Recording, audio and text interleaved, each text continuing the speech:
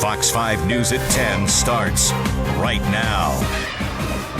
Scorching flames spreading across parts of North Georgia tonight. Right now, crews are battling numerous wildfires that are inching dangerously close to homes in Floyd County. It is our top story tonight. Fast-moving fires fueled by the widespread drought across our region. We just checked with Floyd County officials who tell us they're working anywhere between 5 and 7 separate fires across the county. We'll take a look at these flames. A photo taken and snapped by a Fox 5 viewer along Highway 27. The fire has closed roads and forced the evacuation of dozens of homes. We have team coverage tonight with Fox 5's George Franco covering the evacuations. And Fox 5's Denise Dillon is live in Floyd County where she's seeing the destruction firsthand. But let's begin our coverage with George. Well, Sine and Russ, the firefighters here tell us they're still trying to determine the origin of these series of blazes here along Highway 27, including the big blaze which has been burning all night long behind us. The flames were running at one point between 20 and 30 foot. And there was just a wall of fire. At nightfall, fire licked the sky with a deep orange glow, still burning on Highway 27 between Rome and Cedartown.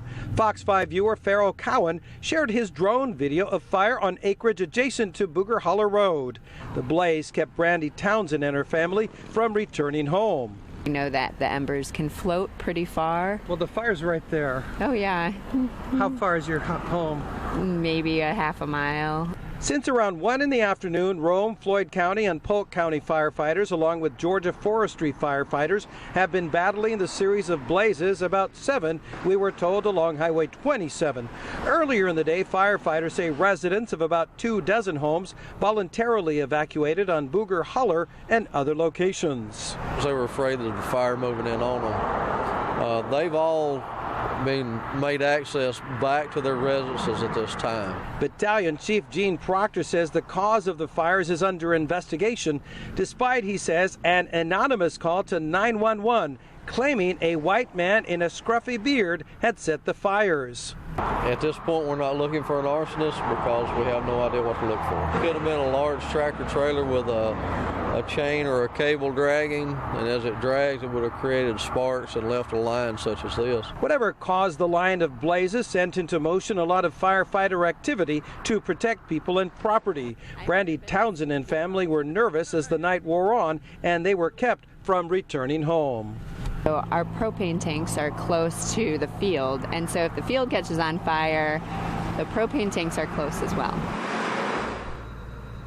Battalion Chief Proctor tells me about 165 acres total were burned in these series of fires. He said the blazes are 90% contained. The worst is about at this location. He also says one firefighter was taken to the hospital suffering from heat exhaustion and that firefighter should be released tonight. He says the biggest danger tonight is not necessarily from the fire, but from all the smoke. Look at this squad car behind me. You can see the smoke is laying down like pea soup fog, and he says that could create a dangerous visibility condition here on Highway 27, which is why they have placed a number of the squad cars along this route.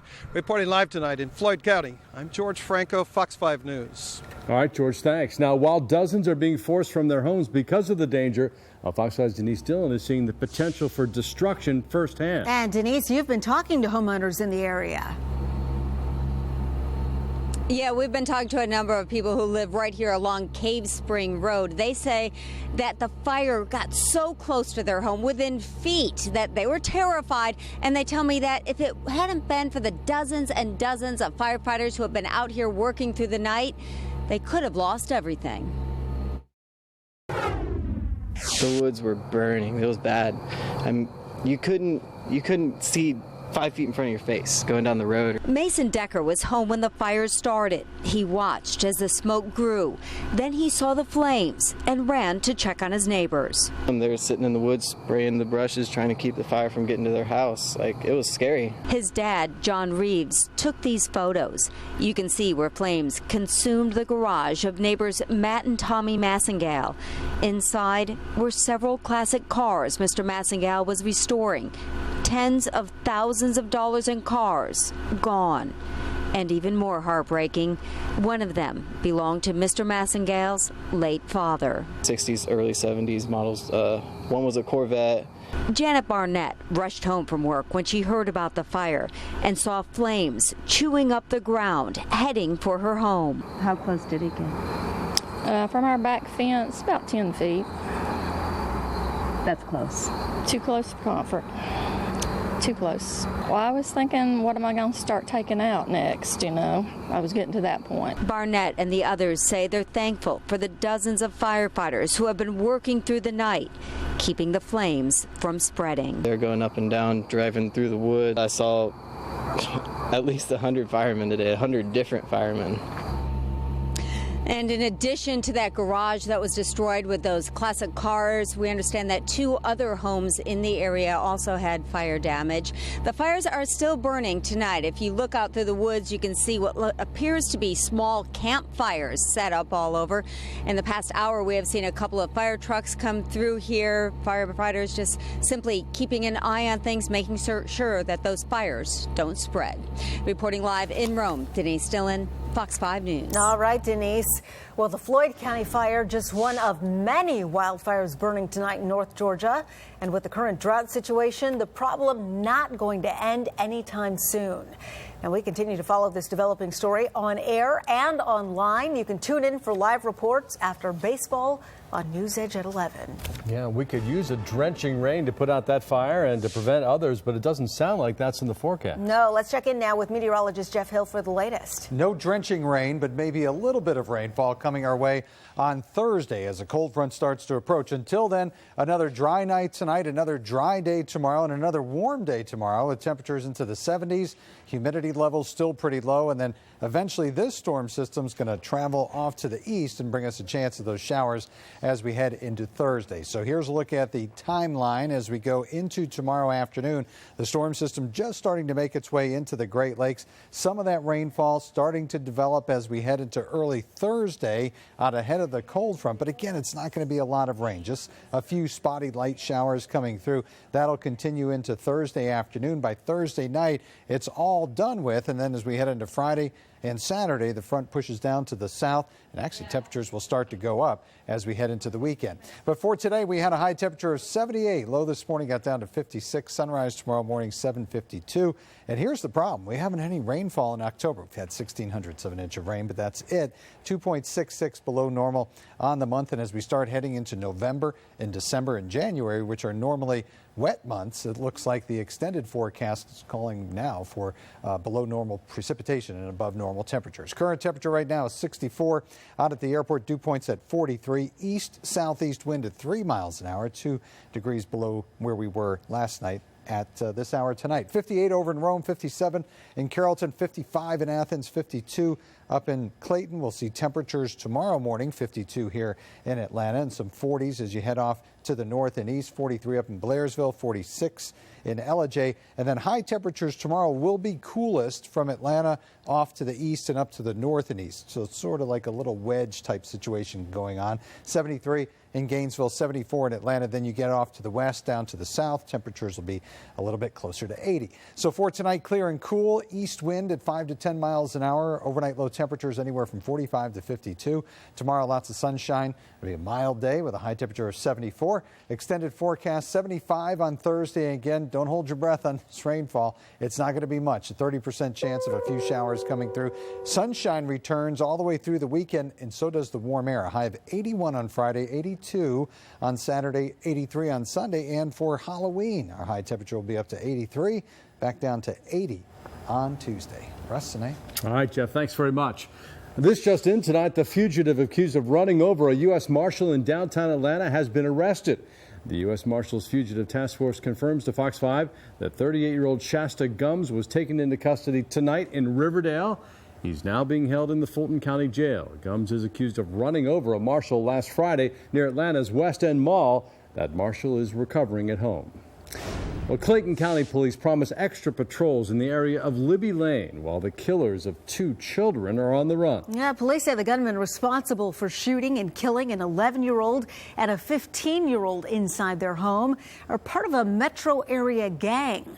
Now, according to investigators, the intruders were after a different teenager who was not there at the time of the shooting. Authorities say that teenager fled to Chattanooga, and they do now have him in custody. And more trouble for Wells Fargo tonight. All local customers are being urged to closely monitor their accounts after a bank employee was arrested. Marietta police say Kwasi Adedovo had bank documents from several Wells Fargo customers in his car while he was taken into custody. And according to the arrest report, he also had a felony amount of methamphetamines and marijuana. Amphetamines, I should say. Well, police originally stopped him because of his suspicious appearance. They say he was spotted at a Wells Fargo ATM wearing surgical gloves, a hoodie, and a face mask. Well, we reached out to Wells Fargo, and a company spokesperson sent this statement to us. It reads, "While we can't discuss the specific details of this ongoing internal investigation, customers can rest assured that they are protected against fraudulent charges on their account. If anyone has questions, they can visit or call their local branch." We are learning more tonight about a frightening burglary in Spalding County. It happened at a home on High Falls Road. Well, here's a sketch of the man who deputies are looking for tonight. They tell us they thought the home was empty, but quickly learned that wasn't the case. We're told the burglar confronted the resident, who then managed to escape and run to a neighbor for help. And take a close look at this sketch. The burglar is believed to be in his early 30s with a large tattoo on his neck of a snake and roses. He may be driving a black, older model Chevy Monte Carlo. It is alleged that you knowingly and willfully falsified, concealed, covered up a material fact by making a false, fictitious, or fraudulent statement. A former top official in DeKalb County is out of job and in jail tonight. Police have accused Jeff Breedlove of lying about being held by an armed man against his will. Officers say Breedlove made the claim from a Budget Inn and Suites on Memorial Drive yesterday. Breedlove was the top aide to Commissioner Nancy Jester. The commissioner's office confirmed today that he was fired. The judge set his bond at $5,000. And developing tonight, an outspoken state lawmaker is calling for a high-profile attorney to resign his position on the state election board. Tex MacGyver is accused in the deadly shooting of his wife, Diane. He says the gun went off accidentally. Well, now, State Senator Vincent Ford claims MacIver made racially charged statements following that shooting. Fox 5's Morse Diggs explains. I'm Morris Diggs as Atlanta police continue their death investigation into what Tex MacGyver says was the accidental shooting of his wife. I'm going to tell you why a state lawmaker says MacGyver should resign his public state post on an issue related back to that shooting. The husband said the family vehicle pulled off the backed-up interstate and onto a downtown road where some street people were hanging out.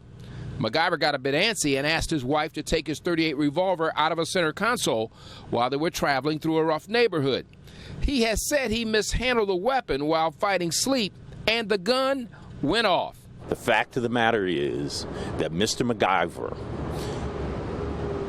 made reference, or his representatives who speak for him made reference to Black Lives Matter as a justification for having pulled the gun out of the console. That disqualifies for him to have said something as racially charged as this. I think disqualifies him, and that's the point. MacGyver is a longtime attorney, but he also sits on the State Board of Elections. An attorney for MacGyver, Stephen Maples, insists his client never said anything about Black Lives Matter. The statement, Maples said, came from a spokesperson who, quote, said something Tex never uttered, unquote. I'm Morse Diggs, Fox 5 News. An investigation is underway tonight after 25 crew members got sick during a British Airways flight. Yeah, the plane was traveling from San Francisco to London, but was forced to make an emergency stop in Canada. A Vancouver health spokesperson says 25 crew members were taken to area hospitals. That's where they were treated and released. No passengers were affected. The airline now trying to figure out why crew members were the only ones on board to get sick. A federal judge has approved the largest auto scandal settlement in U.S. history. The move gives nearly 500,000 Volkswagen owners and leaseholders the choice between selling their cars back or having them repaired. Under the nearly $15 billion settlement, most Volkswagen owners are expected to sell those cars back to the company. In addition, they can each get cash payments of as much as $10,000. VW admitted last year that about 475,000 Volkswagens and Audis were programmed to cheat on emissions tests. And it was a scary sight in Colorado, a big rig cruising down the interstate without a driver behind the wheel. Yeah, today Otto and Anheuser-Busch announced the completion of the first commercial shipment by a self-driving truck. The truck hauled a fully loaded trailer of beer more than 120 miles. It went from Fort Collins to Denver without a driver. The milestone marks the first time in history that a self-driving vehicle has shipped commercial cargo. Well, that is it for us tonight. We thank you for joining us for this special web edition of Fox 5 News at 10. And be sure to tune in to Fox 5 News Edge at 11 immediately after the World Series game. Have a great night.